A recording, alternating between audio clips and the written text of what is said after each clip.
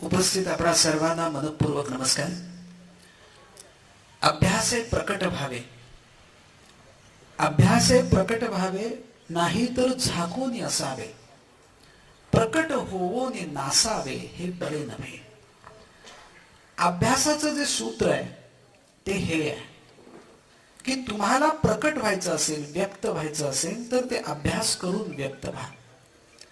आज हे रामदासांचं सूत्र इथं सांगण्याचं कारण इतकंच की वीणाताईंच्या शेजारी बसण्याचं भाग्य लाभलंय आणि अभ्यास कसा करावा आणि तो केलेला अभ्यास मांडावा कसा याचं उत्तम उदाहरण मराठीतलंच नव्हे तर जरा जबाबदारीनं बोलेन की भारतीय स्तरावरचं एक महत्वाचं उदाहरण म्हणजे वीणाताई आहेत. याचं कारण असं की ज्यावेळी तुम्ही अभ्यास करता तो केलेला अभ्यास हा ललित कृतीमध्ये मांडताना किंवा ललित साहित्यामध्ये चरित्रात्मक हा वाङ्मय प्रकार निवडून त्याच्यामध्ये तो व्यक्त करताना अत्यंत जबाबदारी असतेच लेखकावर.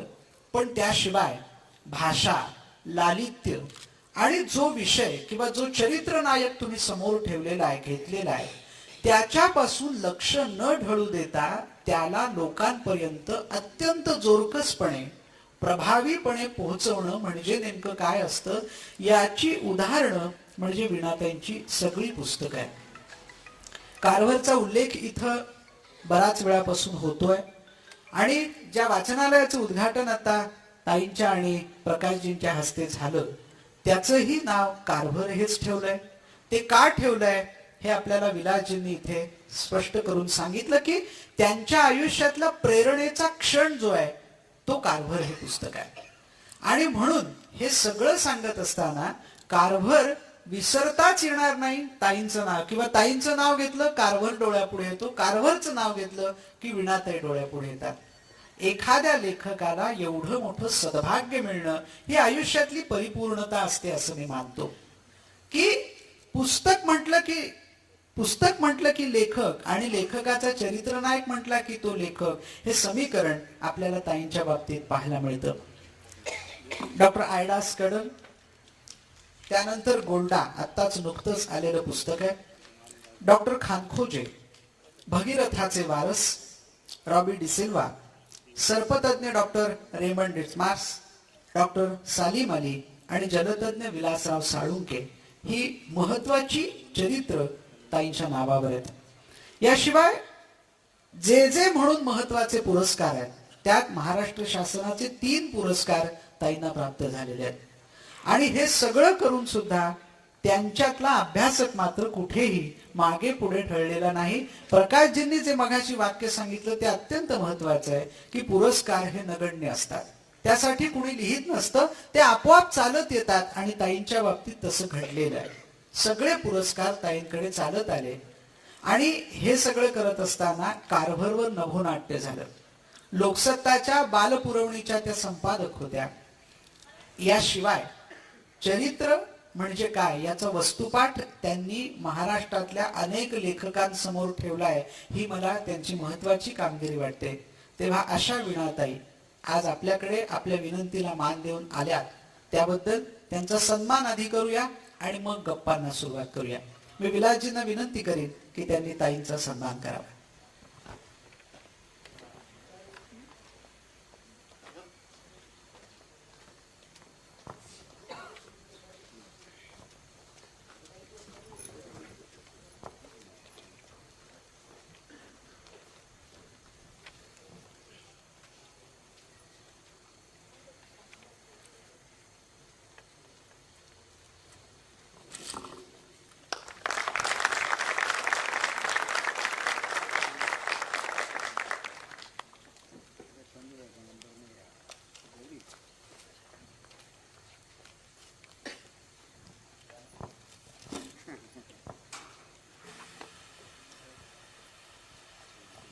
त्यानंतर वेदरकर सरांचा सत्कार विलास सर करतील.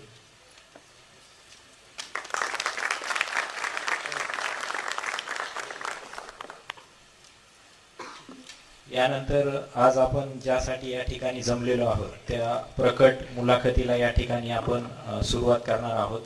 सर्वांनी मगाशी आपण सूचना दिलेलीच आहे की आपले प्रत्येकाने मोबाईल सायलेंट केले तर या मुलाखतीमध्ये अडचण येणार नाही. तरी मी सगळ्यांना विनंती करतो आपण मोबाईल सायलेंट करावे आणि स्वानंद सरांना विनंती करतो की त्यांनी मुलाखतीला सुरुवात करावी. नमस्कार. विलासजींनी खूप हृदयापासून मनापासून माझ्याविषयी जे आस्था प्रेम किंवा आदर दाखवला आणि आपण सर्वजण थोडासा उशीर झालेला असूनही इथे थांबलेले आहात. कंपल्शन नसावं त्याचं तरी थांबलेले आहात, तर मी हा माझा सन्मान समजते. आणि मगाशी विलासजी जे म्हणाले की कारभार हा परदेशातला आणि तरीही आपण इथे का कसं करतो ह्याविषयी, तर थोडंसं मला त्याविषयी असं म्हणायचं आहे की कारभार ही व्यक्ती नाहीये. जशी गांधी ही व्यक्ती नाहीये, प्रवृत्ती आहे, असणं आहे, तसं कारभार हे सुद्धा असणं आहे, एक प्रवृत्ती आहे. आणि म्हणूनच अशा प्रवृत्ती किंवा ज्या वृत्ती आहेत या देश कालात येत असतात. भौगोलिक त्यांना सीमारेषा नसतात. गांधींना जसं नेल्सन मंडेलांनी साऊथ आफ्रिकेत त्यांच्या नेतृत्वाचा त्यांच्या आदर्शाचा धडा घेतला. मार्टिन ल्युथर किंगने जसं अमेरिकेत गांधींना अनुसरायचा प्रयत्न केला किंवा इस्रायलच्या पेरेसने जसं गांधींचा असहकारितेचा मार्ग अवलंबायचा प्रयत्न केला, ते गांधी भारतीय होते म्हणून नव्हे, तर गांधींची जी विचारधारा आहे किंवा असणं आहे किंवा जो दाखवण्याचा एक वृत्तीचा जो भाग आहे ते असणं त्यांना महत्वाचं वाटलं. तसंच कारभार हा कुठल्या देशाचा, कुठल्या वंशाचा, कुठल्या रंगाचा आहे याच्यापेक्षा ती जी वृत्ती आहे, जी प्रवृत्ती आहे, जी प्रयत्नांची पराकाष्ठा आहे, जी एक स्वतःला गाडून घेऊन काहीतरी उभी करण्याची जी जिद्द आहे, अस्खलनशीलता जी त्याच्यात आहे की मी काही झालं तरी माझं तत्व, माझं सत्व सोडणार नाही, हा जे असण्याचा सगळ्याचा जो एक निचोड आहे तो कारभार आहे. म्हणून तो आज जरी तो परदेशी असला तरी त्या प्रवृत्ती तुमच्या आमच्या मनात कुठेतरी आम्हाला त्या प्रवृत्तींसाठी आवाहन करतात, म्हणून तो आपल्याला वाटतो असं मला वाटतं. तर विलासजी, मी धन्यवाद देते की जे 40 वर्षापूर्वी मी पुस्तक लिहिलं त्याचा आज तुम्हाला इथे एक कृतीशील काहीतरी घडावं म्हणून वाचनालय उभं करावं असं वाटलं आणि त्यासाठी मला ते बोलवलं. त्याविषयी प्रथम मी कृतज्ञता व्यक्त करते आणि स्वानंदजींना सांगते त्यांनी हवी ते प्रश्न मला आता विचारावे. मला असं वाटतं त्यांनी मला स्वानंदजी म्हणू नये. याचं कारण असं की मुलाखत हा फॉर्म थोडा बाजूला ठेवून आपण आजी आणि नातवाच्या गप्पा या मंचावर मारतो असं समजूया. तर मला इथे आपल्या सगळ्यांना पाहून आणि येताना गावाकडे आलो आहोत हा एक फील मनामध्ये होता. आणि म्हणून आपले राष्ट्रसंत तुकडोजी महाराज यांच्या ग्रामगीतेतलं एक वाक्य असं आठवलं. ते म्हणतात की थोर महात्मे होऊन गेले, चरित्र त्यांचे पहा जरा, आपण त्यांच्या समान व्हावे, बोध सापडे हाच खरा. आणि हे ग्रामगीतेतलं त्यांचं वाक्य आणि तुमच्याशी गप्पा मारण्याचा योग हे सूत्र जोडून मला पहिला प्रश्न असा आहे की हा जो कारभार आहे हा कसा आला तुमच्याकडे? ते चरित्र सांगण्यापूर्वी थोडं आत्मचरित्र चालेल. की माझं लहानपण अतिशय खेड्यात, म्हणजे त्यावेळेचे इंदापूर, खेड, मनमाड, अगदी छोट्या छोट्या घरातून आणि जिथे वीज पण नव्हती आणि टेलिफोन पण नव्हते अशा खेड्यातून माझं लहानपण गेलं. आणि त्यावेळेस लोकल बोर्डच्या शाळा असायच्या, जिल्हा लोकल बोर्डच्या. असं स्वतःचं बस्तर घेऊन जायचं त्या शाळेत आणि त्याच्यावर बसायचं, म्हणजे टेबल खुर्च्या नसायच्या. अशा शाळेत ग्रामीण भागात माझं शिक्षण झालं. तर त्या 60-70 वर्षापूर्वीच्या काळात मुलांना, मुलींनाच काय मुलांनाही रेडिओ ऐकणं हा सुद्धा थिल्लरपणा मानला जायचा. रेडिओवरची गाणं ऐकणं हे सुद्धा थिल्लरपणा. तर मैदानी खेळ वगैरे सोडा, घरातही काही तसं मन रमवण्यासारखं नसायचं. आणि त्या काळात मला ही वाचनाची ओढ लागली आणि ते वाचता वाचता मी तो किडा जन्मभर डोक्यात राहिला. त्या वाचण्यातून मग मी लायब्ररीयन झाले, ग्रंथपालाचं मी शिक्षण घेतलं. आणि माझ्या सद्भाग्य असं की मला Milind college of arts Aurangabad इथे मी 4.5 वर्ष आंबेडकरांची जी तिथे ग्रंथसंपदा आहे असं ग्रंथालय मी 4.5 वर्ष सांभाळलं. आणि तिथे मला कळलं की वाचण्यासारखं खूप काही मोठं वेगळं जग आहे आणि आपण फक्त साक्षर आहोत. आपल्याला फक्त वाचता येते, ज्ञान कसलंच नाही, ते अजूनही नाही, परंतु त्याचे क्षितिज तरी कळते. तर या वाचण्यातून जे एक माझं जपलं गेलेलं वेळ, ते माझं नशीब असतं की माझं अरेंज मॅरेज त्या काळात ना, तर आमचं पहिली भेट झाली, बोलणं झालं तेच पुस्तकावर झालं. म्हणजे तिथेच, म्हणजे माझी पत्रिका नाही, कारण माझी जन्मतारीख निश्चित नसल्यामुळे, म्हणजे शिवाजीच असतं असं नाही, माझी पण निश्चित नाहीये. तर ती अंदाजाने सांगितलेली आहे वडिलांनी आणि ती शाळेत लागली. त्यावेळेस सगळ्यांचे 1 जून लागायची वगैरे आमच्या काळात.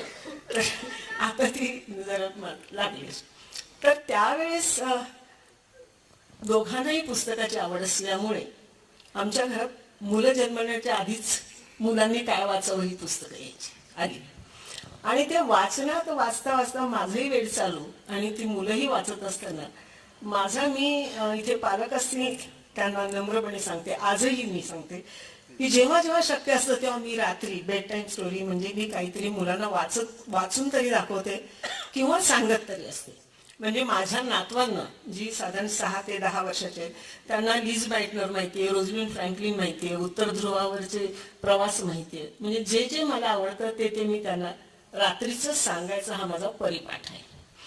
तर त्या परिपाठातूनच हे कारभार वाचत असताना मला हा एक वेगळा नायक, कारण मी परिकथेत कधी फारशी रमले नाही, कथा कादंबऱ्यात फारशी रमले नाही, तर मुलांना असे वेगळं व्यक्तिमत्व त्या मुलांना सांगावं असं वाटलं आणि त्यातून मी कारभार. पण मग लिहिण्याची सवय कशी झाली? तोपर्यंत मी घरातल्या माणसामात्राच्या याद्या, किराणा मालाच्या याद्या एवढंच लिहिलं होतं. हे लिहिलं, हेच पहिलं लिहिलं मी BA पेपर नंतर. 64 नंतर मी पहिलं लिहिलं ते पुस्तक. आणि थांबा, तुम्हाला आणखीन एक उत्तर देईन. कसं लिहिलं हा तुमचा प्रश्न असा. अहो, मी वाचतच आहे. लिहिण्याच्या आधी 30 वर्ष मी वाचतच होते. तर माझ्या पूर्वसुरींनी माझी भाषा घडवली, मला भाषिक संस्कार दिले आणि त्यामुळे मी आजही सांगते की मगाशी मी बोलत होते, पवार सर बसले होते आणखी, की वाचणं हा एक महत्वाचा पाया आहे. म्हणजे रानडेने पण म्हणाल वाचाल तर चालाल वगैरे. वाचणं हा माझा पाया ठरला आणि त्यांनी मला घडवली आणि ती भाषा मग बाहेर आली. योग्य तो तिला आविष्काराची जागा मिळाल्यावर ती भाषा आपोआप बाहेर आली.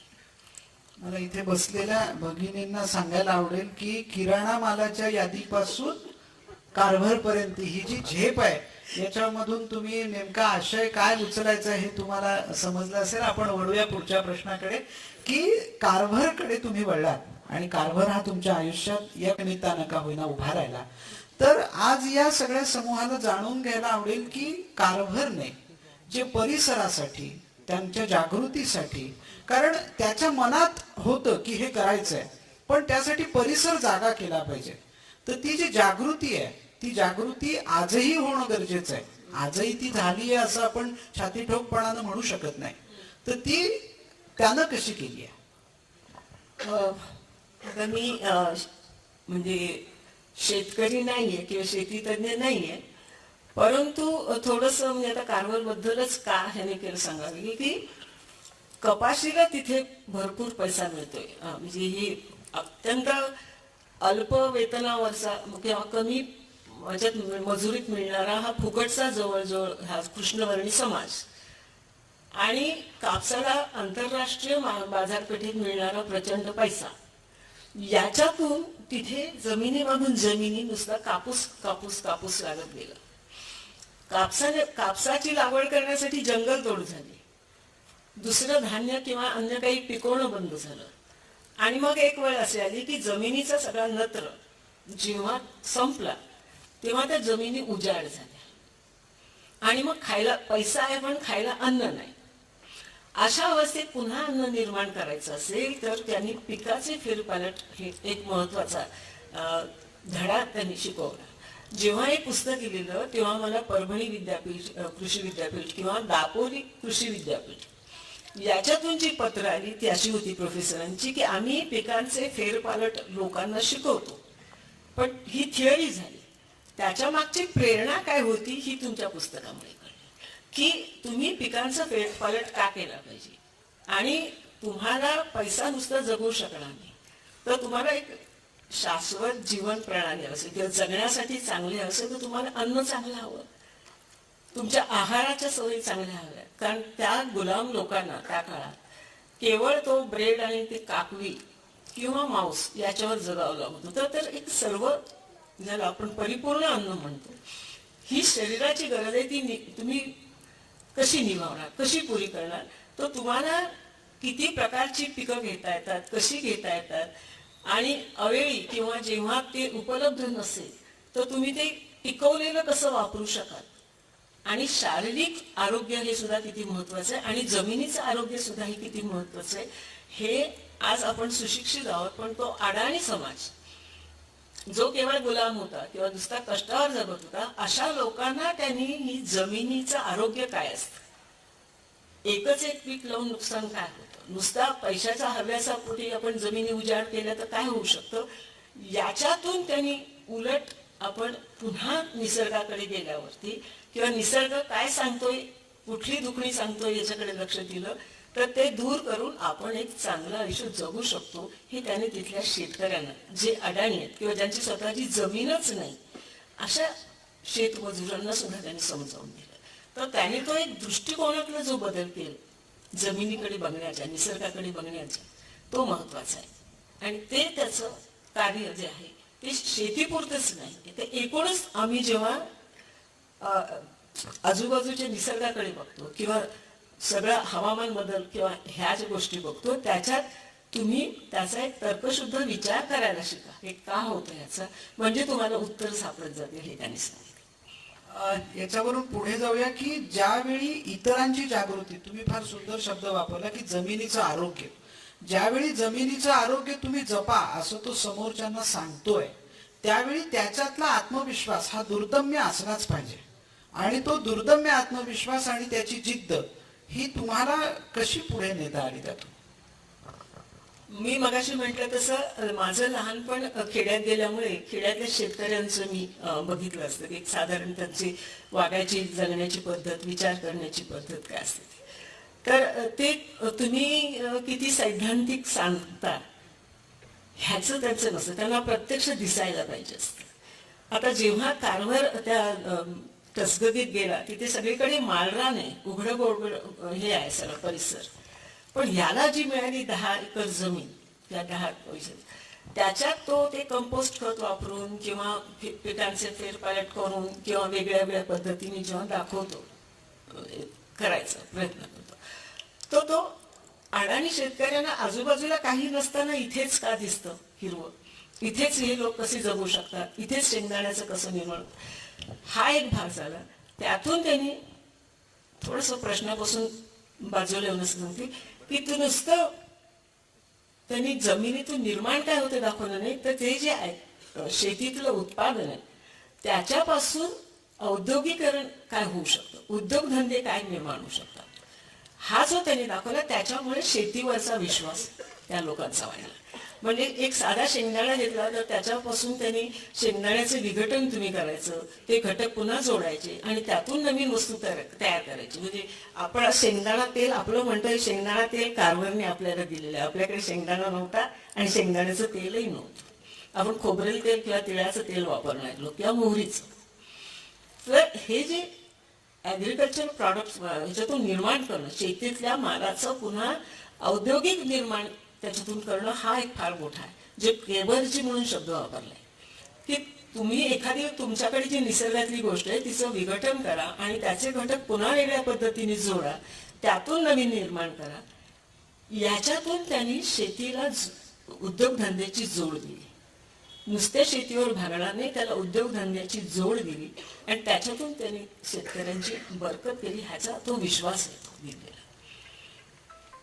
हा विश्वास आपल्याला सह्याद्री फार्म, तेच म्हणणार होते ते तुम्ही बोललात ते बद्दल की हा विश्वास जो आहे की तुमच्याकडे काय पिकतं हे तुमची बाकीची सोय नसल्यानंतर, म्हणजे आम्ही आज बघतो की आज आम्हाला 100 रुपयाची सकाळी कोथिंबिरीची जुडी, फॅक्ट आहे आमच्या वसईत, ती असते आणि काहीतरी पाऊस वगैरे झाली की ती दुसऱ्या तिसऱ्या दिवशी 10 रुपयाला मिळते. हे जे आहे ह्याच्यात जे फ्लक्च्युएशन आहे किंवा हे जे आहे ह्याच्यात शेतकऱ्याचं काय होतं? तर ही शाश्वती मिळण्यासाठी म्हणून जसं मागच्या वेळेस मिळाले तेव्हा मला विलासजी म्हणाले की आमच्या इथे काहीच वाया जात नाही. शेतात निर्माण झालेल्या प्रत्येक दाण्याला किंवा प्रत्येक वस्तूला जर औद्योगिकरणाची जोड मिळाली तर वाया काहीच जाणार नाही. म्हणून मला त्यांचं कौतुक असं वाटतं की आज त्याने तोच धडा घालून दिलेला आहे की जे निर्माण होते परिसरात किंवा जे करायला होतं त्याचा पुन्हा शेवटपर्यंत शेतकऱ्यापर्यंत जाण्यासाठी ते त्या मालाचा व्यवस्थित साठा करणं, त्याचं व्यवस्था लावणं हे सुद्धा महत्वाचं आहे. हा एक शेतीला पूरक जोड आहे, धंदा आहे. हे नाही तर आमच्याकडे अचानक कोबी होतात, रस्त्यावर फेकले जातात, अचानक खूप फ्लावर होतात, रस्त्यावर फेकले जातात, अचानक टोमॅटो फेकले जातात. हे फेकलं का जातं?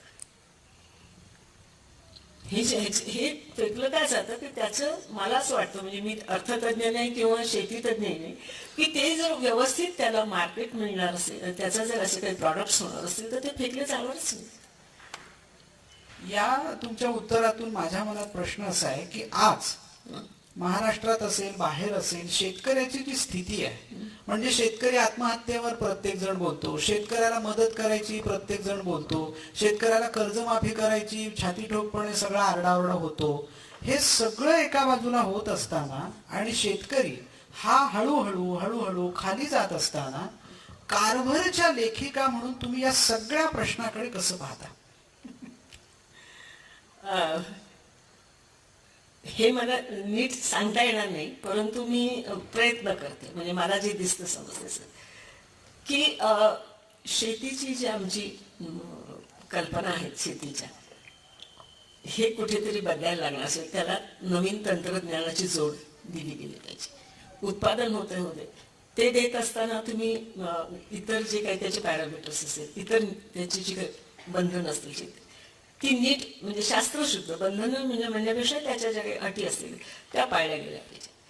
आता मी मागे जयसिंगपूरला गेले होते, तर तिथे मी असा अनुभव घेतला की तिथल्या उसाच्या मुळे तो पंच नद्यांचा जो काही भाग आहे तो सगळा खारपट झाला होता, क्षारपट झाला, आणि तिथे शेतकऱ्यांच्यावरती खूप वाईट परिस्थिती आली. आणि मग तिथे मी ज्यांच्याकडे गेले होते ते मला एका शेतकऱ्याच्या घरात घेऊन गेले आणि तिथे त्यांनी मला जेवायला वगैरे वाढलं आणि मग नंतर सगळेजण ते नमस्कार करायला लागले. मग तो घर मुख्य प्रमुख माणूस आला आणि तोही नमस्कार करायला लागला. मी म्हटलं, दादा तुम्ही मला कशाला नमस्कार करता? तर त्यांनी मला असं म्हटलं की तुम्ही आमच्या गुरुच्या चरित्र लिहिलंय. म्हटलं मी तर धार्मिक नाही आहे गुरुचं चरित्र कुठलं लिहायला.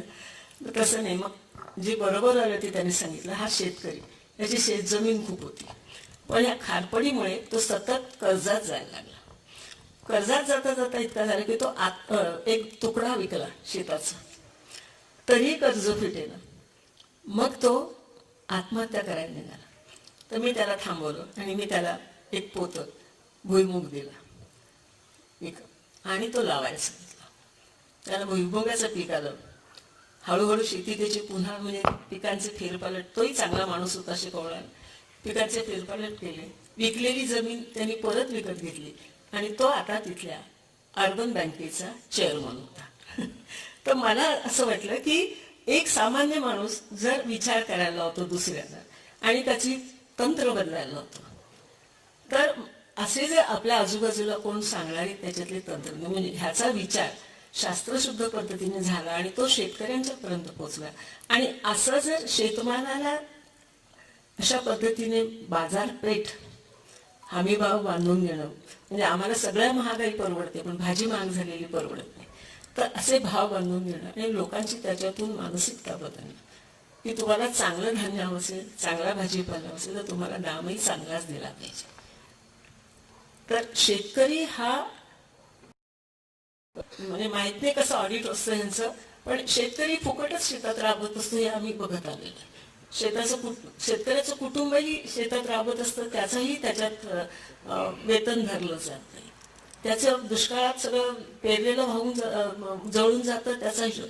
तर ही जी यंत्रणा, हे जे अर्थशास्त्र आहे, हेही कुठेतरी बदलायला लागेल. आणि शेतमालाला वाया जाणार नाही याची त्यांना, किंवा भाव मिळेल याची पण गॅरंटी मिळायला लागेल. तरच ते शेतकरी, म्हणजे आता हे वेगळ्या वेगळ्या ठिकाणी मी प्रयोग बघते की तिथे अनेक ठिकाणी अशा पद्धतीने, किंवा विलासराव साळुंखेंचं सुद्धा तिथे त्यांनी जे ऑर्गॅनिक शेती आणि सुरू केली, तिथे त्यांनी हेच केलं की पाणी वाया न जाऊ देता आहे तेच पाणी वापरून तुम्ही शेती 8 महिने ठिबक सिंचनाने करू शकता. हा विश्वास त्यांनी तिथल्या लोकांना प्रयोगाने करून दाखवला. म्हणजे कोणीतरी आधी प्रयोग करून दाखवायला. प्रयोगशीलता, त्यानंतर आत्मविश्वास. म्हणजे मला इथे विलासजींचं उदाहरण पुन्हा पुन्हा या ठिकाणी यासाठीच द्यायचंय, किंवा ताई देखील ते नाव यासाठी घेत आहेत की प्रयोगशीलता आणि ज्या शेतकऱ्यांसाठी आपण काम करतो आहोत त्याला पूर्णपणे त्याचा फायदा करून देणारं काम करत राहणं, हा या सगळ्या पाठीमागचा मूळ हेतू आहे. ताईंनी जे कारभारचं चरित्र लिहिलं त्यानंतरचं मला असं महत्वाचं चरित्र वाटतं ते म्हणजे डॉक्टर खानखोजेंचं, की मुळातच ताईंच्या लेखनाच मध्ये देखील प्रयोगशीलता आहे. म्हणजे शेतीत प्रयोगशीलता आणावी हे जसं आपण म्हणतो, तसं लेखकानं लेखनामध्ये सुद्धा प्रयोगशीलता आणली पाहिजे. म्हणजे त्याचं शब्दांचं जे पीक असतं ते पुन्हा पुन्हा तरारून येतं, चांगलं येतं. तर हा प्रयोग त्या कायम करत राहिलेल्या आहेत. आणि खानखोजे, की ज्याला क्रांतिकारक म्हणून सगळेजण ओळखतात, पण त्याची ही जी दुसरी बाजू आहे ती जास्त महत्वाची, ती जरा सांगा ना. खानखोजेंचा जन्म साधारण 1887-88 असा वगैरे, किंवा सॉरी 1890 मधला असेल. त्यावेळी भारतात फार प्रचंड दुष्काळ पडला होता. म्हणजे त्यांच्या लहानपणी खानखोजेंनी लाखो लोक उपासमारीने मेलेले बघितले. आणि त्या वयात त्यांनी असं म्हटलेलं आहे, किंवा त्यांना असं वाटत असेल की जेव्हा भारत माता स्वतंत्र होईल तेव्हा पहिली गोष्ट म्हणजे शेती सुधारणा करायला, शेतीकडे लक्ष द्यायला. आणि जेव्हा टिळकांनी त्यांना एकूणच स्वातंत्र्याचा एक वेगळ्या पद्धतीने लढा देण्यासाठी परदेशात जायला सांगितलं, त्यावेळेस जेव्हा ते अमेरिकेला गेले तेव्हा त्यांनी तिथे शेती, बर्कली युनिव्हर्सिटी ही शेतीसाठी प्रसिद्ध, तर बर्कली युनिव्हर्सिटीत ते शेती शिकायला गेले. आणि त्याच वेळेस उठाव करायचा म्हणून तिथल्या मिलिटरी अकॅडमीतही त्यांनी नाव घातलं. आणि ते शिकत असतानाच त्यावेळी 1911-12 साली ते कारभारला भेटायला गेले त्यांच्या ट्रस्टमध्ये. उघडच आहे, तिथे जाऊन त्यांनी शेतीचं सगळं ते 4 दिवस राहून बघितलं. आणि जेव्हा त्यांनी तो गदरचा उठाव केला आणि त्यांना भारतात येण्यावर बंदी झाली, तेव्हा त्यांनी मेक्सिकोचा आधार घेतला. आणि मेक्सिकोत गेल्यावर तिथे आधार त्यांना भाषेची प्रचंड, म्हणजे स्पॅनिश भाषेमुळे तिथल्या लोकांशी त्यांचं संपर्क होणं किंवा काही कामधंदा मिळणं कठीण झालं होतं. परंतु त्यांची त्या वनस्पतीचे किंवा शेतीच्या बद्दलची त्यांची ज्ञान बघून तिथल्या ॲग्रिकल्चर इन्स्टिट्यूटने त्यांना काम दिलं. आणि तिथे त्यांनी पुढे, म्हणजे ते ज्या स्पॅनिश भाषा तर शिकलेच, परंतु त्यांनी मक्यावरती एवढं प्रचंड संशोधन केलं. आणि आपण जे बघतो की मका आपला एकच घाट असतं, म्हणजे एकच दाण्यांचा सर असतो, त्यांनी डाळिंबासारखा मका तयार केला. आणि एका झाडाला एकच ते कणीस येतं, त्यांच्या एका झाडाला 20-25 म्हणजे उत्पादन मक्याचं किती पटीने वाढलं. आणि तिथल्या मेक्सिकन इंडियन्सची उपासमार टाळली. म्हणजे हा त्यांचा जो प्रयोग होता, त्याच्यासाठी तिथल्या कॉलेजने त्यांना जवळजवळ 1000 एकर जमीन प्रयोग करायला दिली होती, की तिथल्या लोकांची उपासमार. दुसरा भाग होता ते साऊथ पॅसिफिक रेल मार्ग म्हणून काही 1000 किलोमीटरचा रेल्वे टाकला होता. ती रेल्वे तोट्यात जात होती, त्याला काही रेव्हेन्यू नव्हता, उत्पादन नव्हतं. मग ह्यांना त्या सरकारने एक स्वतंत्र बोगी दिली आणि त्या बोगीतून ते त्या रेल्वे मार्गावर प्रवास करायचे. त्यात त्यांनी त्या रेल्वे लाईनच्या बाजूला सगळीकडे तिथे होणारा चांगल्यातला भाजीपाला, फळभाज्या ह्या निर्माण केल्या आणि वर्षात ती रेल्वे लाईन प्रॉफिटमध्ये आणून दिली. तर हे त्यांचं जे ज्ञान होतं कारभार करून घेतलेलं ते त्यांना भारतात वापरता आलं नाही. त्यांनी सगळं ते मेक्सिकोत वापरलं. त्यांना मेक्सिकोचा अन्नदाता म्हटलं जातं.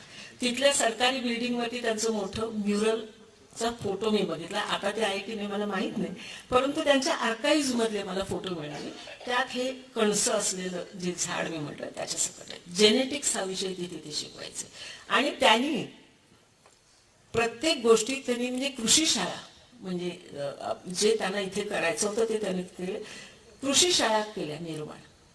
आणि तिथल्या त्या अडाणी इंडियन्सना मेक्सिकन इंडियन्सना कॉफीची लागवड कशी कराल, मक्याची लागवड कशी कराल, भाजीपाला कसा पिकवाल, एक्सपोर्ट कसं कराल त्या काळात. कारण त्यांचा तो मका अमेरिकेत जायचा आणि अमेरिकेला हिरव्या पानाचाच मका हवा असायचा आणि ही पानं तर पिवळी व्हायची. ती पानं हिरवी राहूनच तो मका कसा एक्सपोर्ट करता येईल की हे अशा अनेक गोष्टी त्यांनी शिकवल्या. आणि जे ते कारभारकडून घेऊन आले होते ज्ञान ते सगळं त्यांनी मेक्सिकोत वापरलं आणि मेक्सिकोचा त्यांनी शेतीत बदल घडवला. एक खंत म्हणून विचारतो की खानखोजेंचं आपल्याकडे मात्र फार उपेक्षा झाली. हा काय प्रकार आहे? म्हणजे इतका मोठा ज्ञानी माणूस की जो आपला आहे. नाही ते त्यांच्या 50 साली जेव्हा ते भारतात आले तेव्हा त्यांची जवळजवळ 60 उलटली होती. तरी नोगा कंपनी जी होती आपल्याकडे नोगा त्याच्यात ते होते. त्यांनी तिथे काही संशोधन केलं. इथे आल्यावरही त्यांनी स्वातंत्र्य सैनिक म्हणून त्यांचं फक्त गोंगाट झालं, परंतु आपल्याकडे क्रांतिकारकांना कमी लेखलं गेलंय किंवा त्यांच्याकडे म्हणजे जेव्हा मी यासाठी इंटरव्ह्यू घ्यायला जायचे तेव्हा ते म्हणजे त्यांनी काय केलं, एखादी गोळी मारली असेल, एखादं बॉम्ब कुठेतरी टाकला असेल, झाले क्रांतिकारक. म्हटलं पण त्यांनी जो हे केलाय तिथे जी शेतीच्या बाबतीतली क्रांती केली त्याचा काय हिशोब तर इथे कोणाला माहीतच नाही. ते म्हणजे मग ते अशी रेप्लिका इकडे का निघत नाही. पण नॉर्मन बोरलॉग जेव्हा दिल्लीत आले होते हरित क्रांतीच्या वेळेला आणि त्यांनी काही तिथे सेमिनार घेतला होता त्यावेळेस त्यांना काही म्हणजे त्यांनी एक गव्हाचं वाण सुचवलं होतं की हिमालयाच्या उंचीवर किंवा काश्मीरच्या बॉर्डरवरती जर तुम्ही ते गव्हाचं वाण लावलं तर ते थंडीलाही टिकेल आणि त्याच्यावर तांबोरा पण पडणार नाही. परंतु आपल्याकडे त्यांचे ते विचार किंवा त्यांचा त्याच्याकडे लक्ष देण्याची कोणाला गरज वाटली नाही. कारण फक्त आम्ही त्यांना क्रांतिकारक म्हणून बाजूला टाकत नाही. तर त्यांची साधा तरोटा आपल्याकडे जायतो तर तरोट्याच्या बी पासून त्यांनी कॉफी बनवून दिली होती. शेवग्याचं त्यांनी त्यावेळेस इतकं महत्व पटवून दिलं होतं की नुसते शेवग्यावर शेतकरी जगू शकतो हे मेक्सिकोत सिद्ध झालं होतं की त्यांनी इथे त्याचं त्यांना अंदाजच कोणाला नाही किंवा त्यांच्याविषयी माहितीच कोणाला नाही. तुमच्या या चरित्रामुळे आमच्यापर्यंत पोहोचली म्हणजे नव्या पिढ्यांपर्यंत ती नक्कीच पोहोचली.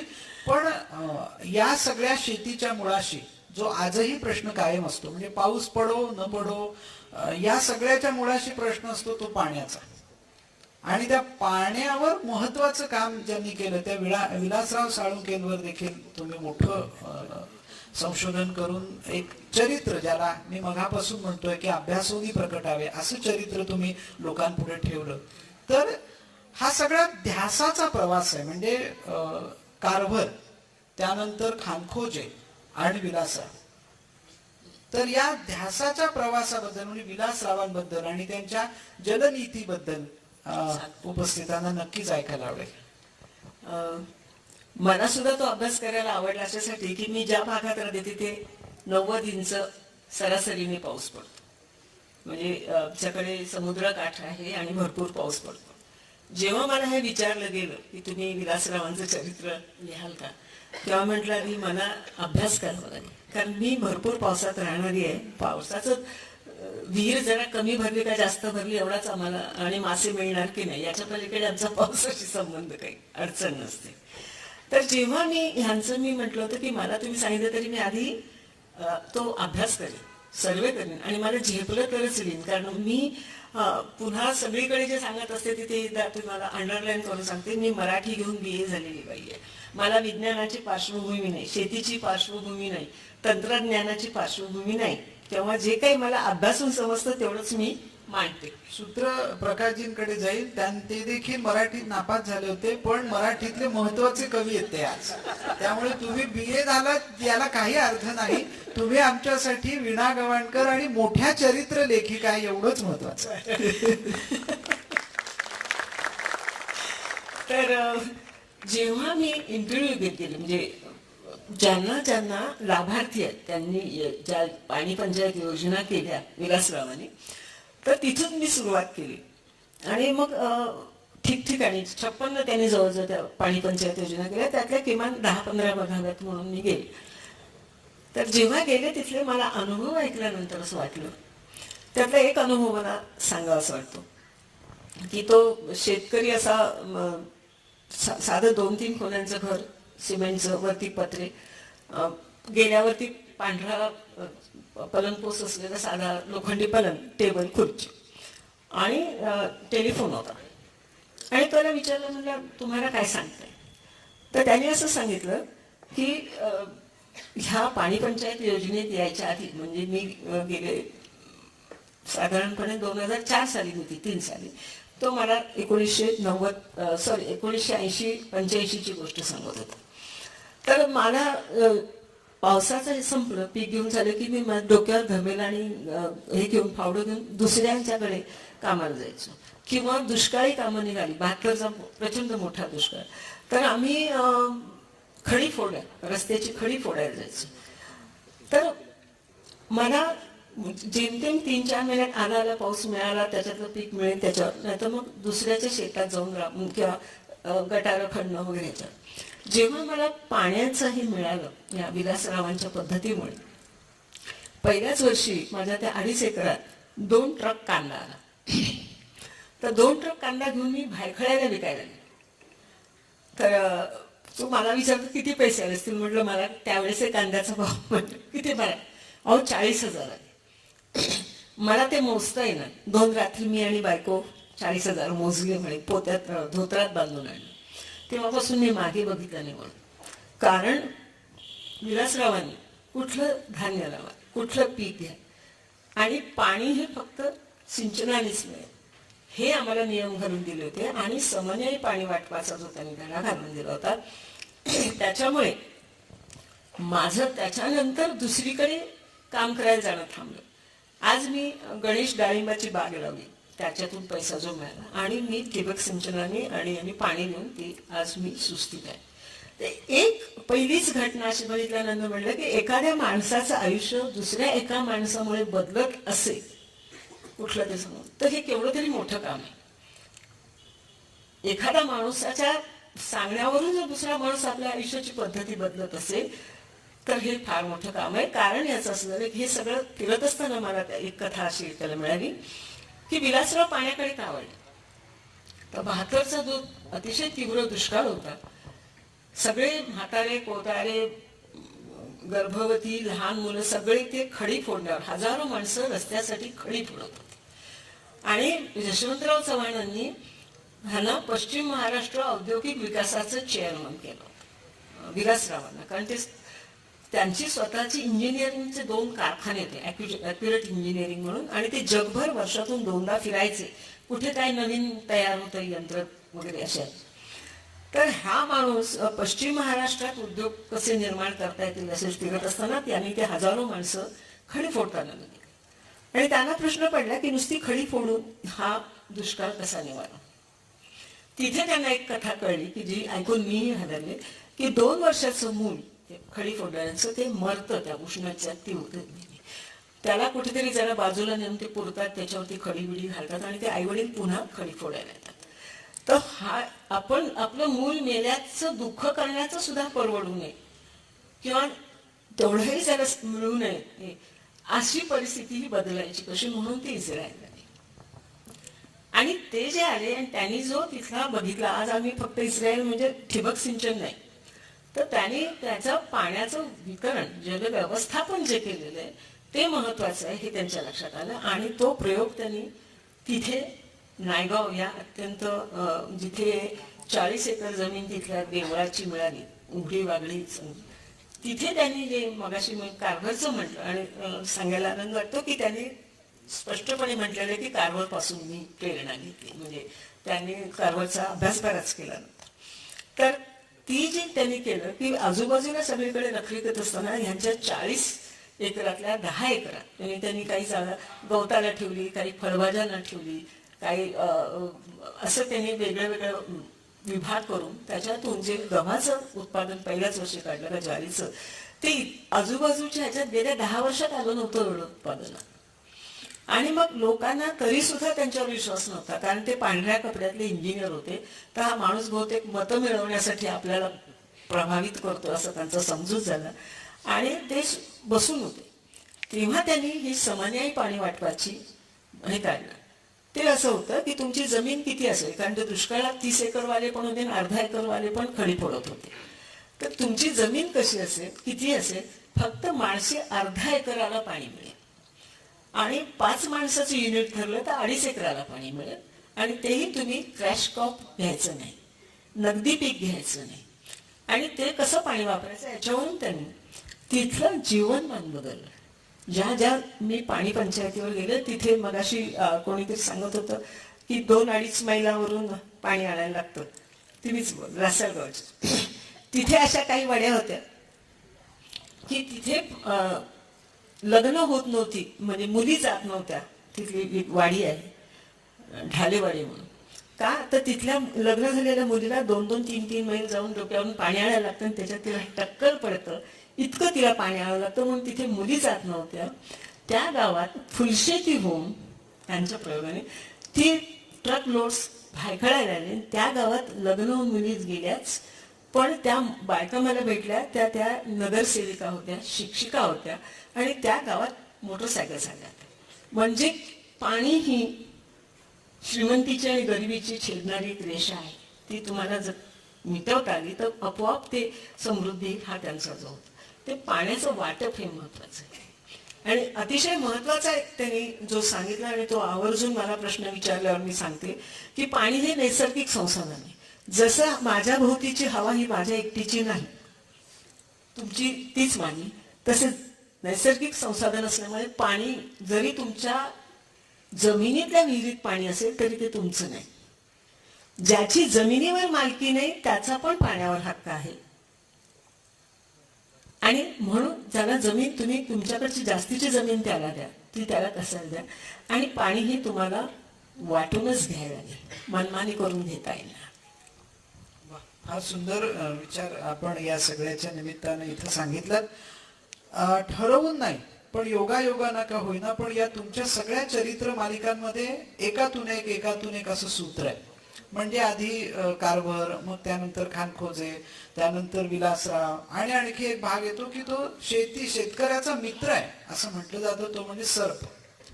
आणि त्या सर्पाला आपण सगळे वाईट म्हणतो, शहरी लोक, किंवा त्याला भितात, अमुक बऱ्याच त्या सगळ्या कथा आपल्याकडे आहेत. पण तुम्ही मात्र त्या सर्पतज्ञाचं चरित्र लिहिलं. तर काय धागा आहे हा सगळा? अर्बन बायोडायव्हर्सिटी म्हणून एक कॉन्फरन्स आहे हल्लीच ठाण्याला. तिथे त्यांनी मला विचारलं की तुम्ही एवढे मोठे सर्पतज्ञ असताना तुम्हाला रेमंड डिटमार का सापडला? सर्पतज्ञ अनेक झाले, त्यांनी अनेक प्रयोग केले किंवा संशोधन.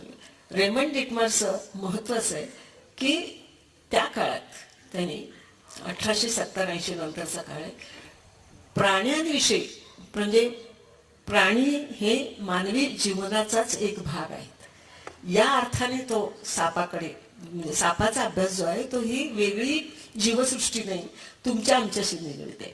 थोडस वेगळ्या ह्याने असं सांगेन की सालीमानींचा अभ्यास करताना आम्हाला आधी बोध असा झाला की सजीवाच्या साखळीत एक वेळ माणूस नसला तरी चालेल, पण ह्या सजीवाच्या साखळीतला प्रत्येक दुवा महत्वाचा आहे.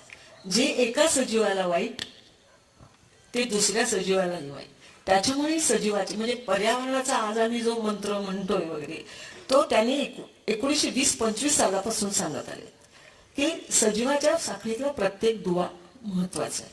तसं हा घुबड आणि साप याच्याविषयी सुद्धा सालीमानींनी सांगितलं की घुबड उगीच तुम्ही अशुभ समजता. त्यांनी कदाचित माझ्यापेक्षा म्हणजे जास्त इथे प्रत्यक्ष अभ्यास करणारे लोक असतील ते सांगतील की घुबडाची एक जोडी जी रात्रीत 2-3 उंदीर खाते या काय.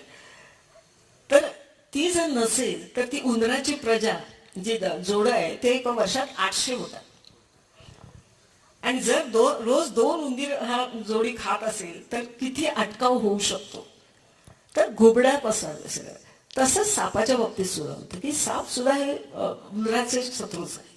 तर तुमच्या बांधावर झाडं असू द्या म्हणजे तिथे घुबडं राहतील आणि साप मारू नका. सापाचं सुद्धा तुमच्या ह्याच्यापेक्षाही म्हणजे हा काय म्हणू आपण शास्त्रीय माहितीपेक्षाही त्यांनी जो महत्वाचा केला की सामान्य म्हणजे माझ्यासारख्याच्या मनात जी सापाची भीती आहे किंवा जो एक कंटाळवाणी भीती, तर साप हे तुमच्या आयुष्याचा सजीव सृष्टीचा एक भाग आहे.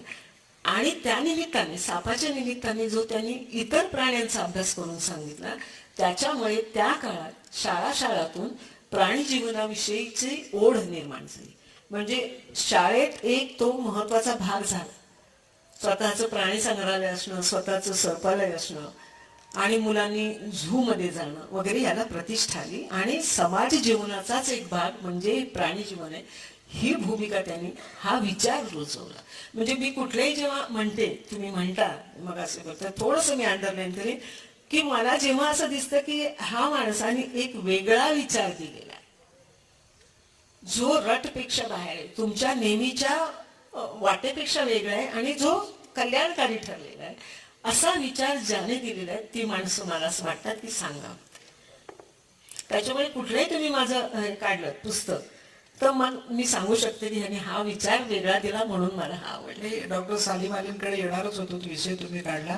या दोघांचं जे काम आहे म्हणजे सर्पतज्ञ किंवा सर्प विचार तो जो आहे त्याच्यातून एक फार सुंदर गोष्ट तुम्ही सांगितली की त्याच्यातून त्या शास्त्रज्ञाचं मानुषीकरण ज्या करून घेतलंय ती म्हणजे ती अजगराची गोष्ट त्याची कात ती निघेना. तर ती तेवढी आमच्या या मित्रांना सांगा जरा. म्हणजे तो आपल्या तुमच्या खरं सांगायचं म्हणजे ते पुस्तक मी माझा पुतण्या छोटा होता तर झालं असं म्हणजे थोडस की कारवार हे मी माझ्या मुलांसाठी लिहिलं लहान होते म्हणून. तर माझा पुतण्या छोटा जो नंतर 5-7 वर्षानंतर तो म्हणाला तू तुझ्या मुलांसाठी लिहिलं तर माझ्यासाठी काय लिहिणार. तर त्यावेळेस मी हे पुस्तक वाचत होते रेमंड डिटमासचं चरित्र. तर मला असं वाटलं की हा छंद असतो म्हणजे त्यावेळेचा माझा सांगायचा दृष्टिकोन असा होतो की छंदातून हा शास्त्रज्ञ झालेला आहे. सालीम अली सुद्धा छंदातून शास्त्रज्ञ झालेले. तशी हॉबी आहे त्याची. तो लहानपणी खिशात ते छोट्या नाणेट्या ठेवून वगैरे हिंडायचं किंवा बेडूक पकडून त्यांना खायला घालायचं. तर त्या ह्याच्यात त्याचे आई वडील त्याला विरोध करायचे की तू सापसारखी विषारी गोष्ट काय खिशात ठेवून आणतोस घरात काय आणतोस वगैरे. तो म्हणायचा पण ती विषारी नाहीयेत आम्हाला शाळेत शिकवलं तसे विषारी नाहीयेत. पण ते म्हणायचं ठीक आहे पण तरी त्याला सापाला कुठे माहिती आपण विषारी आहेत की नाही तो तुला सांगते. तर त्या ह्याच्यातून तो जेव्हा एकदा डाव्या म्हणजे त्याच्या आईवडिलांची जे अमेरिकन पेरेंट्सची इच्छा असते पालकांची तशी होती की आपल्या मुलाने लष्करी शिक्षण घ्या अगदी अमेरिकन आर्मीत किंवा नेव्हीत जाऊ. तर तो मुलगा एकदा डाव्या हाताने लिहिताना दिसतो. तर आई वडील विचारतात तू आज डाव्या हाताने काय लिहितोस.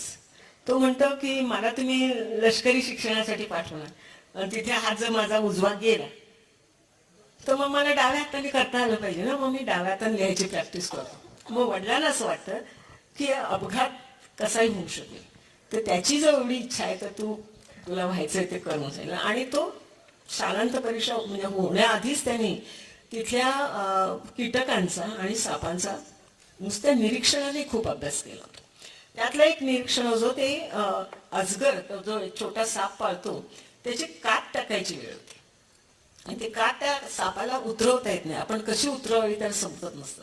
तेव्हा तो साध्या ढपलीच्या साह्याने त्याला थोडा कट देऊन त्या छोट्या सापाला त्या कातीतून बाहेर यायचा मदत करतो. आणि तो शाळेत असताना जेव्हा त्या झू मध्ये जायचा आणि तिथे बघायचा तर तिथे एका मोठ्या अजगराला तीच अडचण आलेली दिसते की त्याला त्या कातीतून बाहेर पडता येत नाही. तर तो झूचा जो सांभाळणारा असतो त्याला कळत नाही काय करावं.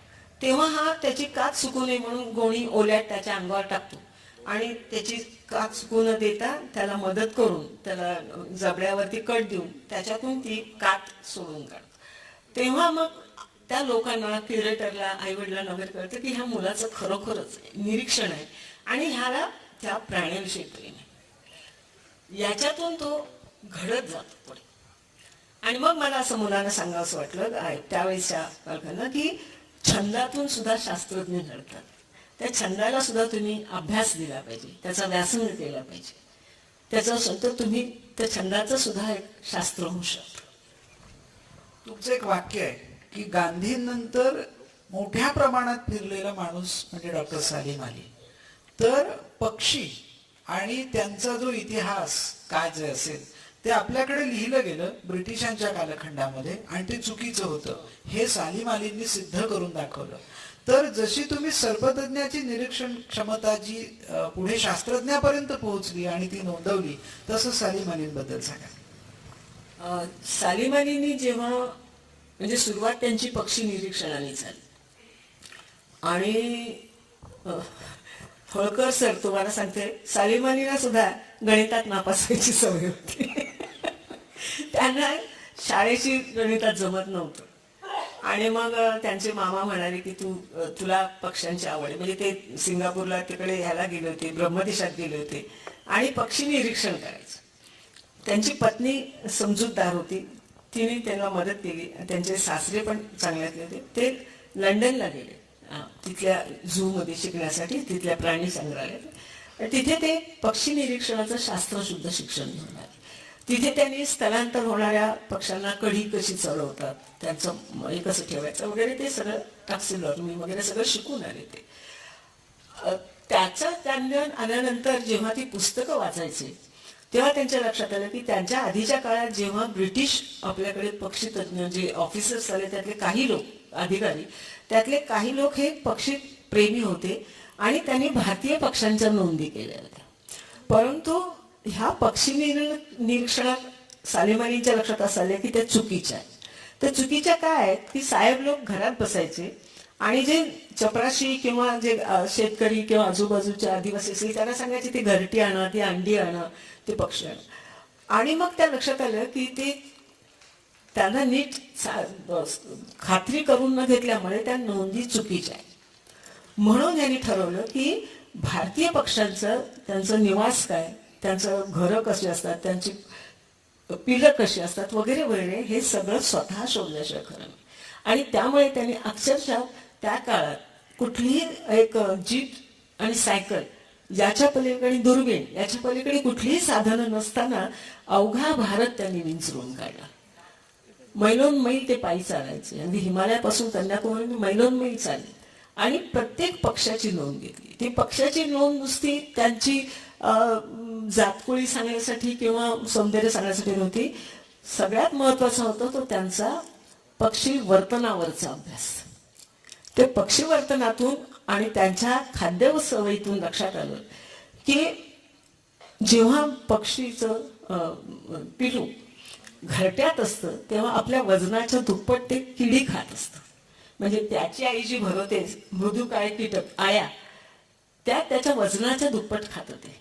म्हणजे पक्षी हे नुसतं धान्य संपवणारे म्हणून नाहीये, तर त्या वनस्पतीवरचे मृदू काळे कीटक खाणारी ही भक्षक आहे, पिकं तुमची वाचवत आहे. तर हा विचार तुम्ही जो मगाशी म्हणाला तसं की हे शेतकऱ्यापर्यंत नेणं थोडंसं भाषेमुळे झालं नसेल, कारण ते इंग्रजीत सगळं होतं. परंतु 2-3 गोष्टी नक्की झाल्या की त्यांनी पक्षाचा वर्तनशास्त्राचा अभ्यास केला, त्याच्यावरून ते निसर्ग चळवळीकडे वळले. आणि आज आपण जे म्हणतोय ते सायलेंट व्हॅली जिथे हे होणार होता प्रकल्प हायड्रोक्लोन, तो त्यांनी बंद करायला की पर्यावरणाची चळवळ तिथून सुरू झाली. त्यांनी अनेक ठिकाणची वनस्पती म्हणजे त्यांनी हे जे मगाशी सांगितलं की बांधावरती झाड असू द्या, तसं त्यांनी मोनोकल्चरवरती विरोध केला की तुम्ही एकाच प्रकारची झाडं लावू नका, त्यांनी काय नुकसान होतं. त्यांनी एका विद्यार्थ्याला सांगितलं की तू गिधाडाचा अभ्यास कर. तर त्या विद्यार्थ्याने म्हटलं अरे मला मोराचं सांगायचं, तर गिधाडाचं कुठलं सांगितलं. पण त्यांनी असं लिहिलंय मी जेव्हा तिथे 2-3-4 दिवस गेल्यानंतर मला मोर विसरलो, मी गिधाडाचा अभ्यास करताना मला जे काही लक्षात आलं ते इतकं महत्वाचं होतं की जर मी तो गिधाडाचा अभ्यास केला नसता तर माझ्या आयुष्यात ती कमी राहून गेली असते. म्हणजे हा जो पक्ष्यांचा अभ्यास आहे हा नुसता मनोरंजनाचा किंवा सौंदर्य दृष्टीने केलेला नाही, तर त्याचं वर्तन अभ्यास करून ते शेतीला पूरक आहे की नाही. आणि त्यांनी सांगितलं हे पक्षी जाती वेगळ्या वेगळ्या आहेत, काही स्कॅमेंजर्स आहेत, ते तुम्हाला उपयोगी पडणार आहेत. तर ही सगळी जर तुम्ही एकाची साखळी आहे ती तुम्ही साखळी टिकवली नाही तर आपण उजाडू. ताई हे सगळं सांगत असताना अमृता प्रीतमचं एक वाक्य आठवलं. त्यांच्या रसिदी तिकट नावाचं आत्मचरित्र आहे. आपल्याकडे जसं कुसुमाग्रजांना ज्ञानपीठ मिळालं तसं पंजाबीत अमृता प्रीतम यांना ज्ञानपीठ मिळालं. त्या रसिदी तिकटमध्ये त्या असं म्हणतात की वयाच्या 8व्या वर्षी माझ्यासाठी घराची एक खोली उघडली गेली की जी सगळ्या प्रकारच्या पुस्तकांनी संपूर्ण भरलेली होती. त्यात मी इतक्या लवकर इतकी गढून गेले की मी कुणाला सापडूच शकले नव्हते. मी एक पुस्तक झाले होते. मला असं वाटतं सालीमालींचं हे तुमच्याकडून ऐकताना ते पक्षीमय झालेले होते किंवा सर्पतज्ञाचा अनुभव ऐकताना तो एक त्या जीवनाशी समरस झाला होता. पाणी जीवनाशी विलासराव समरस झाले होते आणि कुठल्याही कामामध्ये समरस झाल्याशिवाय किंवा तादात्म्य पावल्याशिवाय काम उभं राहत नाही. माणसं निघून जातात. म्हणजे सुरुवातच ताईने अतिशय सुंदर केली की आता कारभार हा काही माणूस राहिलेला नाही, तो विचार झालेला आहे. गांधी हा काही माणूस राहिलेला नाही, तो एक विचार झालेला आहे. असं विचार होणं ज्यांच्या जीवनात पुढच्या चरित्रामध्ये मला दिसतं ते म्हणजे आमच्या प्रशांत असणारेंची एक कविता आहे की मुलगा म्हणाला दिव्याची वात मोठी कर मला वाचता येत नाही.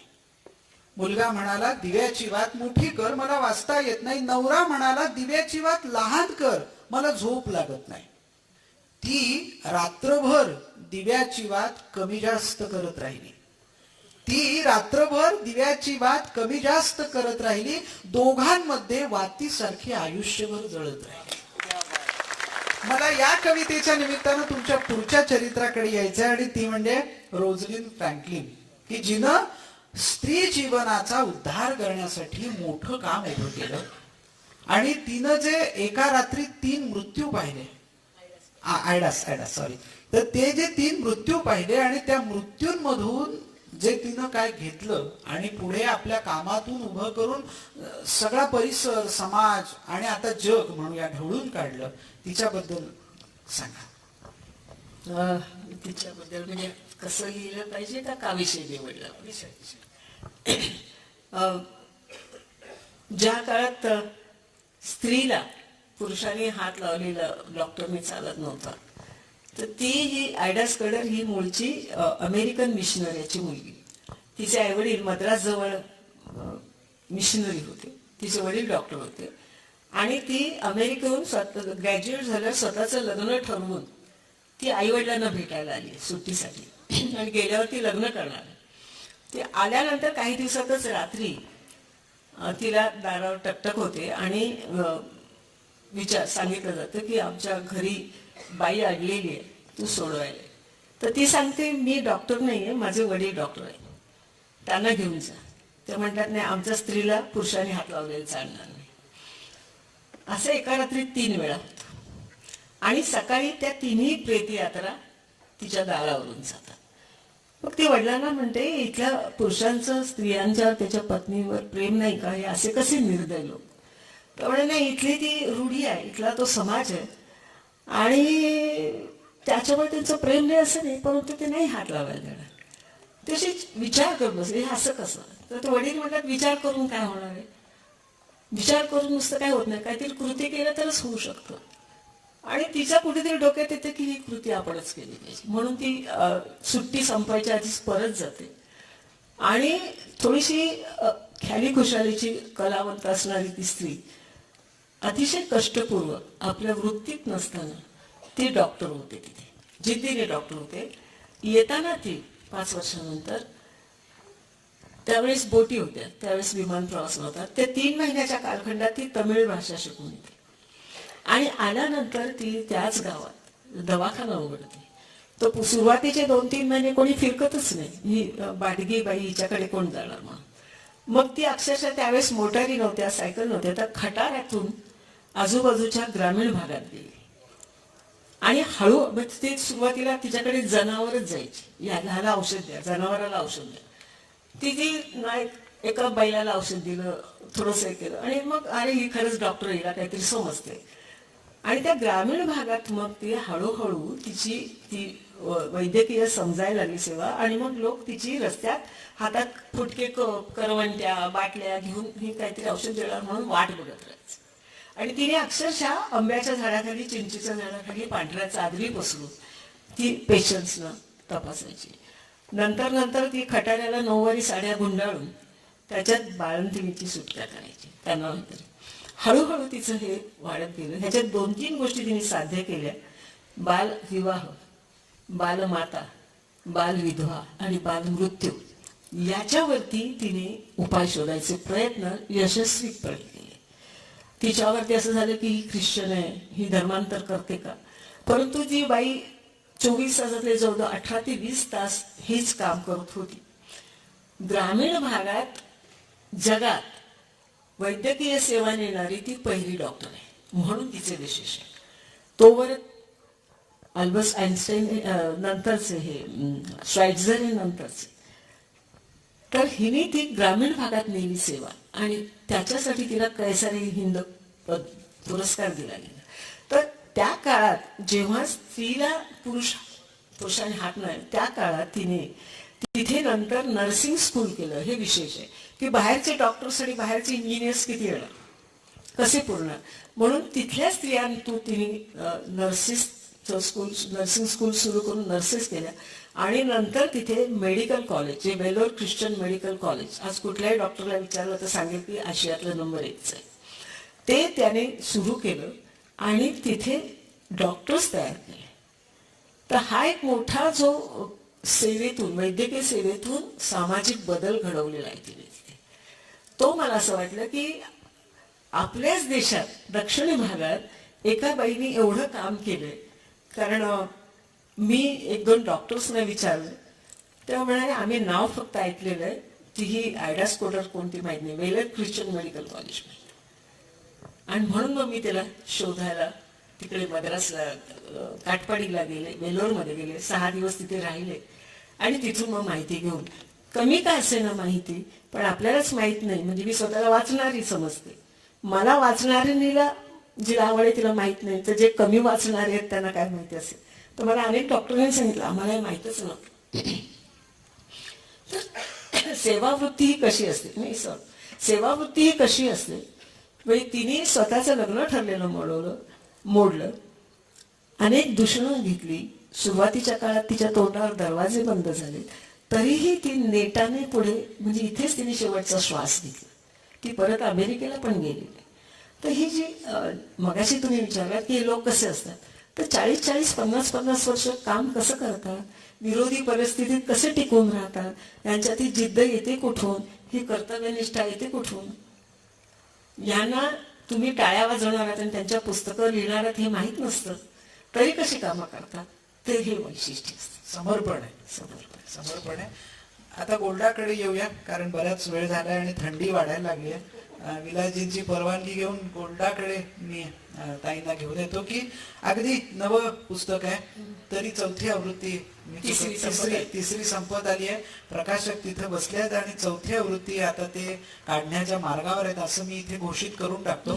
तर आता गोल्डाबद्दल सांगा, कारण एक कुक्कुट पालन हा जो एक शेतीचा एक जो धंदा, शेतीला पूरक असणारा असा म्हणून आपल्याकडे पाहायला जातो, तो ते एक कसं उभं राहिलंय सगळं विश्व. काही वेळेला असं मला वाटतं की आपल्यातली जी निगेटिव्हिटी असते, की आपल्यातलं जे न्यूनत्व असतं तेच हत्या करतं. जसं मी केलंय, म्हणजे असं की मला हे माहित नाही, मला शास्त्र माहित नाही, मला कुठलीही विद्या येत नाही, मग ते विचारत राहायचं आणि त्याच्या मागे लागायचं. मी सरळ माझं अज्ञान सरळ उघड करते, मला हे माहित नाही सांगा. समोरच्या माणसाला बरं वाटतं की हिला माहित नाही तर आपण सांगूया. तर अज्ञान हे माझं ताकद आहे. तसं गोल्डाचं स्वतःला शिक्षण कमी होतं आणि त्यामुळे ती ते बेधडकपणे विचारायची कोणाला. तर ती जेव्हा म्हणजे तिचं वैशिष्ट्य मला काय भावलं की ती जेव्हा तेल अवीवमध्ये आली 1920 मध्ये, ते रखरखाट होता, नुसता रखरखाट होता. तिथे वाळूचे ढीग आणि रखरखाट होता. आणि तिच्या डोळ्यासमोर एक आपली भूमी म्हणून जी एक रोमॅन्टिक कल्पना होती, तिला तो पहिला छेद बसतो. आणि त्याच्यातून ती किबुट्समध्ये राहायचं, म्हणजे सगळं ती सोडून आलेली आहे, तर किबुट्समध्ये राहायचं, एक सामूहिक जीवन जगायचं, असं एक काहीतरी रोमॅन्टिक कल्पना असतात. आणि ती किबुट्समध्ये मग राहायला जाते. ही अमेरिकेतून आलेली, बाकीचे सगळे ही युरोपातून आलेली लोक आहेत, ही अमेरिकेतून सुसंपन्न देशातून आलेली. तर तिला सुरुवातीला हेटाळणीला तोंड द्यावं लागतं. ती खूप हे करत तिथे मग काहीतरी त्याचं म्हणून कुक्कुटपालन शिकते, कोंबड्या सांभाळणं, पोल्ट्री करते. त्याच्यात ती तज्ज्ञ होती. मग तिला हळूहळू तिचं काम बघून तिला तिथल्या जो स्त्रियांचा जो गट असतो किंवा स्त्रियांची संघटना असते त्याच्यात घेतलं जातं. त्याच्यात ती बोलायला शिकते, स्त्रियांचे प्रश्न मांडायला शिकते आणि तिचं क्षेत्र वाढत जातं. आणि तिच्या आपण ह्या ज्या देशात आलेलो आहोत, आपला भूमी म्हणून आलेले, त्याच्यासाठी काहीतरी करायचंच हे स्वतंत्र, कारण त्यावेळेस पॅलेस्टाईन होतं, ती आपली इस्रायलची, ज्यूंची भूमी करायची ह्याची निष्ठा तिच्यात होती. त्या ध्येयाने प्रेरित होऊनच ती आलेली होती. आणि अशा वेळी तिच्या नवऱ्याची साथ नसताना, कारण तो थोडा वेगळ्या वृत्तीचा, कशाला हवाय वेगळं, ज्यूंसाठी म्हणून भूमी कशाला हवी, आपण अमेरिकेत आहोत, ज्यूंसाठी असं धर्माच्या नावाने कशाला देश उभा करायचा, अशा मताचा. त्याला सुद्धा ती विरोध करत त्या अत्यंत अडचणीत राहून, अत्यंत विरोधी परिस्थितीत, म्हणजे तिला काही आधार नसताना नर्सरीच्या मुलांचे कपडे धुणं, त्यांची दुपटी धुणं असं, किंवा अशी कामं करून तिने स्वतःची फॅमिली जगवली. हळूहळू तिचा इथे इस्रायल ज्यू लोकांची भूमी उभी करायची, राष्ट्र उभं करायचं, एवढीच एक तिची धारणा होती. पुढे जसं जसं तिचं यश मिळत गेलं, ती जशी जशी पुढे चालत झाली, त्या सर्व पुरुषी राजकीय वातावरणात ती एकटी स्त्री आहे. तिचं एकच वेगळेपणा की बाकीचे जे होते ती यिडिश भाषा बोलणारी, जर्मनीची बोली भाषा बोलणारी, ही अमेरिकन आलेली, हिचं इंग्लिश चांगलं. याच्यातून फंड रेझिंगसाठी ती अमेरिकेला जाते आणि तिथले जे फंड्स गोळा करते तिथल्या भाषणाने किंवा याने, याच्यातून तिचा जम बसत जातो. आणि ती लेबर मिनिस्ट्रीचा मला जो तिचा भाग आवडला होता की तिने घरं कशी उभी केली, रस्ते कसे बांधले, समाजात जरी ती अमेरिकेत आली तरी समाजात स्त्रीला तिथेही तेवढी जुन्या लोकांची, कर्मठ ज्यू लोकांची तिला सहमती नव्हती किंवा तिच्याविषयी स्वागत नव्हतं तिचं, तरी ती लढत राहिली, ती पुढे जात राहिली. आणि तिला जे मित्र मिळाले, जे मेंटॉर मिळाले, त्यांच्याकडून ती शिकत राहिली. याच्यातून तिला जेव्हा पहिल्यांदाच रशियाला पाठवलं गेलं, तिथली पहिली वकिलातीतलं पहिलं, त्यावेळेस तिने तिथे जो जमाव जमला आणि तिथले ज्यू तिने बघितले, रशियन ज्यू बघितले लाखोंच्या संख्येतले, त्यांना कसं आणता येईल परत इस्रायल भूमीत, कसं, हा नंतरचा म्हणजे इस्रायल निर्मिती नंतरचा. तर हा सगळा जो प्रवास होता याच्यात तिला राजकीय पाठबळ घरातून नाही, शिक्षणाची ही नाही, कुटुंबाचाही तिला तसा हा नाही. अशा वेळा काहीही स्वतःचं नसताना जी त्या ठामपणे ज्या राष्ट्रप्रेमाने उभी राहते आणि कम वॉट मी, काही ओढ हो, मी त्याच्यात टिकून राहील, या जिद्दीने सगळ्यांना तोंड देत राहते आणि पुरुषी सहकार्यांना ती पुरून उरते अक्षरशः. तो हा जो प्रवास होता तो मला असं वाटतं कुठल्या तरी निष्ठेतून, मुळात तुमच्या अंगात एक काहीतरी असावं लागतं, तुम्हाला ते कलम केलं जाऊ शकत नाही, तर ते वाढवू शकता तुम्ही.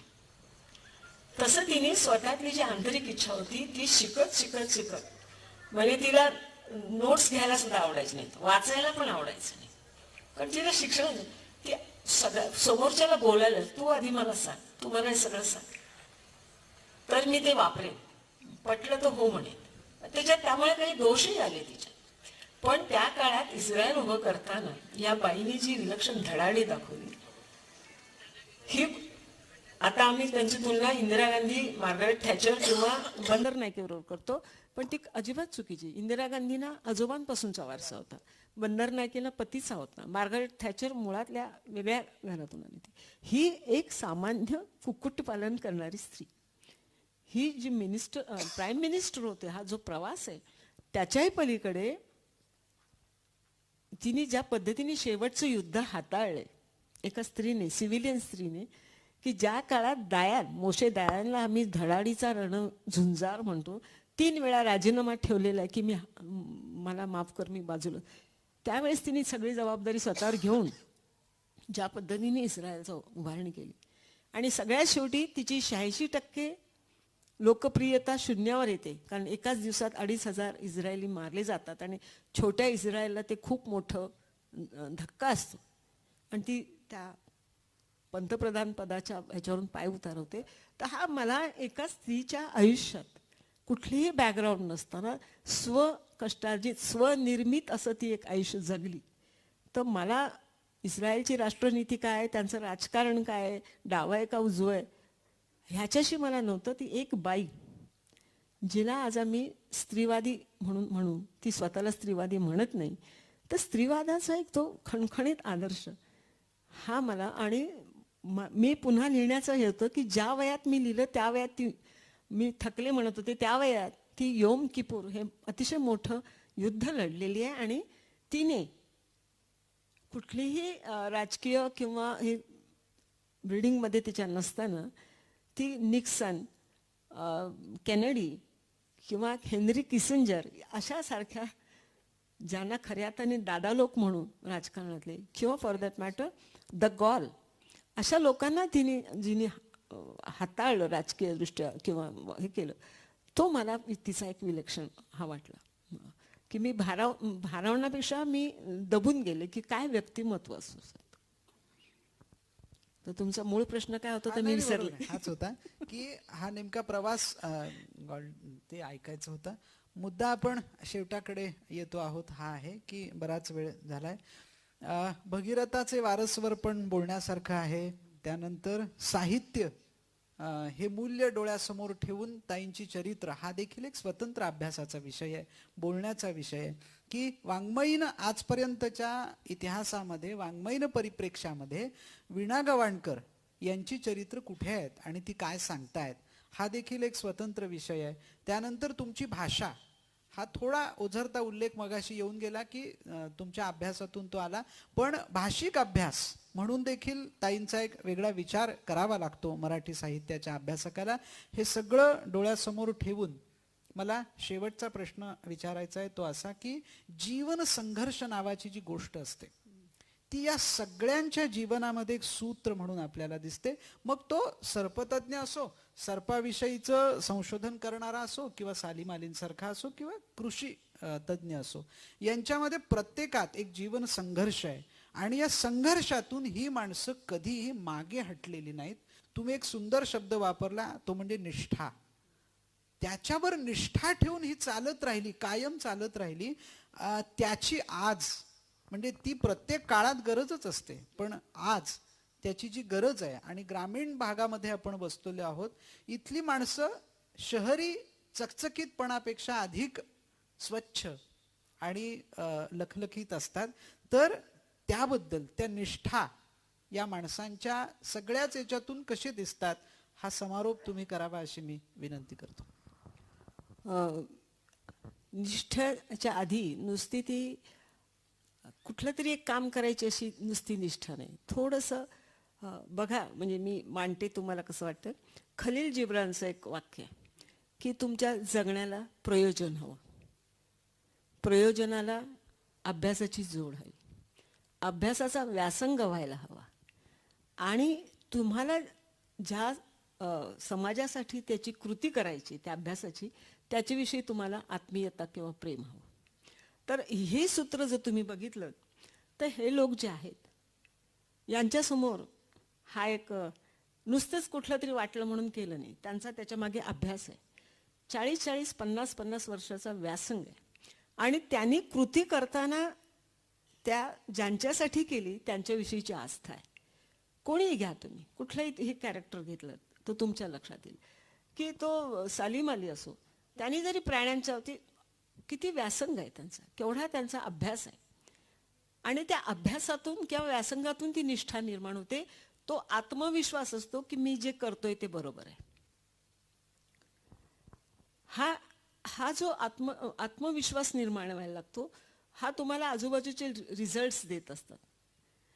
की सुरुवातीला भले त्यांचं कोणाच आहे तुम्ही बघा, म्हणजे तुम्ही विलासरावांचं सुद्धा चरित्र बघितलं तर पहिले 4-5 वर्ष ते बसून होते, कोणी त्यांना फिरकत नव्हतं.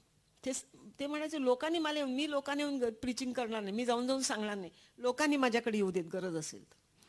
3-4 वर्ष ते वाट बघते. त्यांचे तिकडे कारखाने तोपर्यंत कर्जात गेलेत त्या काळात हे सगळं करत असताना. तर ती निष्ठा कामावरची, याच्या इतकं त्यांचा विश्वास पण होता, मी जे करतोय ते बरोबर आहे याचं.